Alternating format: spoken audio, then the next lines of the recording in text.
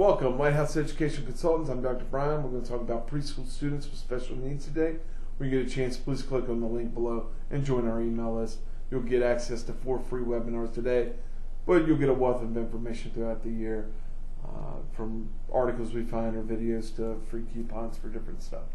So preschool with special needs. The first thing is identifying your child's need.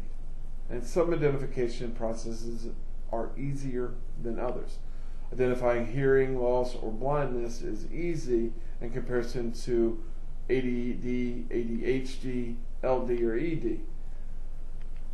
Autism, that can be a difficult one. There's 100+ different identifying traits or tests or different things. You may have Asperger's, you may completely socially removed from a group.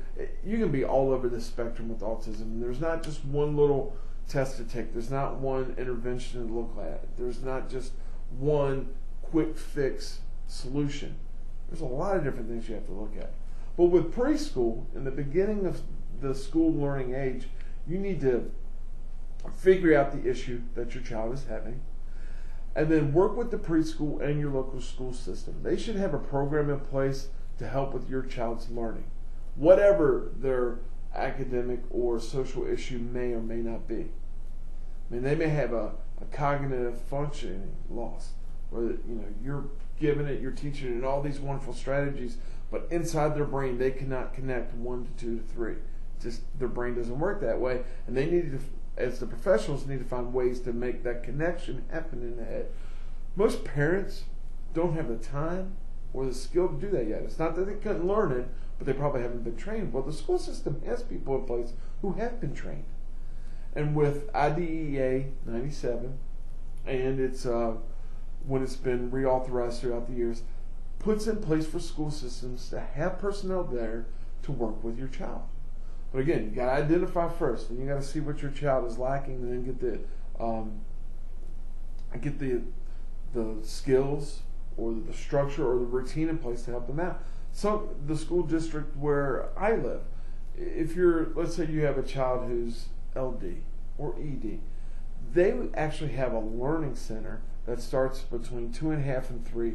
The children are brought in a couple days out of the week, and as they get closer to kindergarten age, they go a little bit longer, where they're starting to understand, here's what a school day is like, here's what a structured school setting is. This is before they get to kindergarten. So when they do get to kindergarten, it's not a total shock to them. They understand a little bit more. Have an open line of communication with the school division. If you see something's wrong and you know something's wrong, you need to go in and start talking and say, hey, my child's having difficulties doing X, Y, or Z. What can you do to help me? Because they have people there who can help. But they can't just go out and search for everybody. It needs to come from the parents in, or the preschool identifying and sending in. Involve your pediatrician. There's a lot of times that the pediatrician will have seen something or know something, and that's simply with the hearing loss. They could identify different things. Could the cochlear implant work, or maybe there's another way to go about getting the hearing replaced. As a child, I lost my hearing because I needed tubes in the ear just to drain the water out. What took the pediatrician identifying that, putting me in front of the ENT, all my teacher was saying was, you can't hear.